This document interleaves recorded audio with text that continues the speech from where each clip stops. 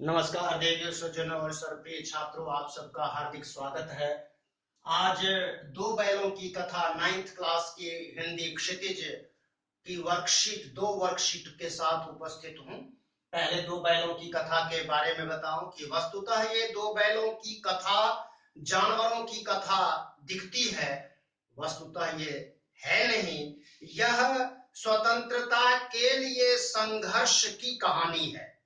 ये स्वतंत्रता से पहले लिखी गई प्रेमचंद की बहुचर्चित और मशहूर कहानी है, जिसमें से एक पैराग्राफ दिया गया है वर्कशीट 4, वर्कशीट कार्यपत्रक 4 में, जिसमें पैराग्राफ के आधार पर कुल 6 प्रश्न हैं।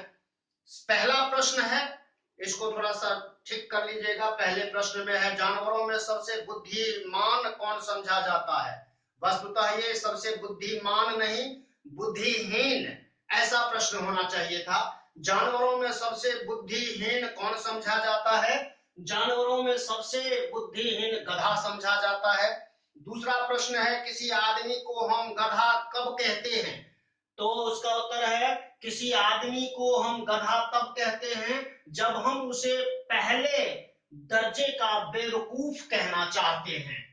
पहले दर्जे का बेवकूफ कहना चाहते हैं। तीसरा प्रश्न है इसमें, गधे को बेवकूफ की पदवी उसके किन गुणों के कारण मिली हुई है, दी गई है?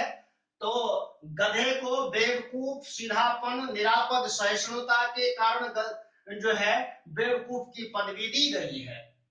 चौथा प्रश्न, अगला प्रश्न है, गाय सिंहनी का रूप कब धारण कर लेती है?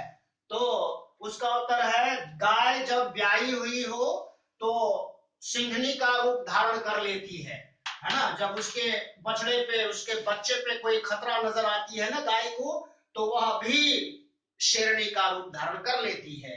अगला प्रश्न है, कुत्ता भी खाली स्थान जानवर है, लेकिन कभी कभी उसे भी खाली स्थान आ ही जाता है। यहाँ रिक्त स्थानों में दो शब्द हैं, है ना।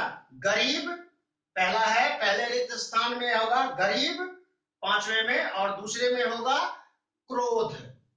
छठा और अंतिम प्रश्न है इस कार्य पत्रक में, इस वर्कशीट में, गधा किस मास में खुश होता है और खुश होने पर वह क्या करता है? तो गधा वैशाख मास में खुश होता है, और जब वह खुश होने पर कुलेल करता है, यानी कि रेंकने लगता है, आवाजें निकालने लगता है। आगे बढ़ते हैं, कार्यपत्रक संख्या 5, कार्यपत्रक 5 की ओर बढ़ते हैं। 5 में देखते हैं क्या है, वर्कशीट 5। इसमें बस इतना ही काफी है, फिर मैं भी जोर लगाता हूं। ही और भी वाक्य में किसी बात पर जोर देने के लिए इनका प्रयोग किया जाता है, और ये निपात कहे जाते हैं व्याकरण की भाषा में। तो दो बैलों की कथा में ऐसे 5 वाक्य छांटने के लिए कहा है, लिखने के लिए बोला है, जहां पर इन दोनों का प्रयोग हुआ है। तो देखिए, गांव के इतिहास में यह घटना अभूतपूर्व न होते हुए भी महत्वपूर्ण थी। यहां भी है। अगला वाक्य, न दादा पीछे से तुम भी उन्हीं की सी कहोगे, उन्हीं जोर दिया गया है।